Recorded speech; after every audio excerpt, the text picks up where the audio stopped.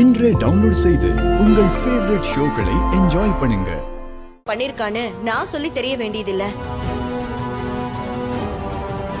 பத்மா, என்ன சொல்லணுமோ அந்த விஷயத்த சொல்லு. இப்ப எதுக்கு பழசெல்லாம் பேசிட்டு இருக்க?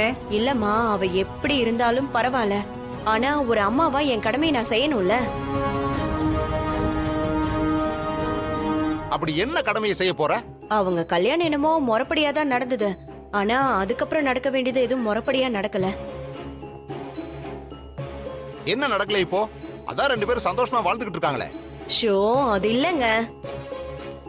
முறையா அவங்களுக்கு சாந்தி முகூர்த்தம் எதுவும் நடக்கலல்ல.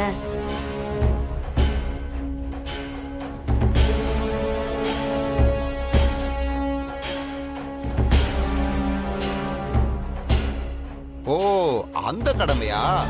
அண்ணே, இந்த வீட்ல எந்த முடிவும் உங்களை கேட்காம நடந்ததில்ல. அதான் நீங்க என்ன சொல்றீங்கன்னு கேட்டுட்டு. இதுல நான் சொல்றதுக்கு என்ன இருக்கு பத்மா?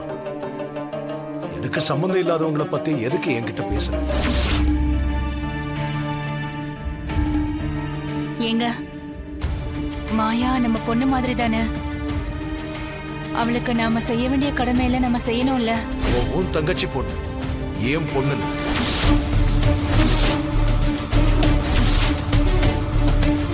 அவளுக்கும் எனக்கும் எந்த தொடர்பும் இல்லைன்னு தான் அவளை தத்தெடுத்ததை கூட அறுத்தறிய நான் வக்கீல் கிட்ட சொல்லிருக்கேன்.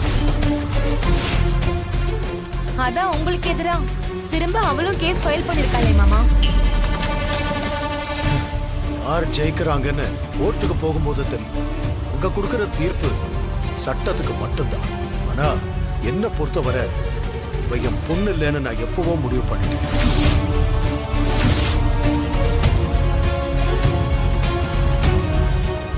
அவளுக்கும் எனக்கும் சம்பந்தம் இல்லைங்கிறப்போ அவ வாழ்க்கையில என்ன நடக்கணும்னு முடிவெடுக்கிறதுக்கு நான் யாரு? பத்மா, உன் மகனுக்கும் மருமகளுக்கும் நீ என்ன செய்யணுமோ அதை நீயே முடிவெடுத்துக்கோ. நான் எதுலயும் தலையிட மாட்டேன். இல்லனா உங்களை கேட்காம எப்படி?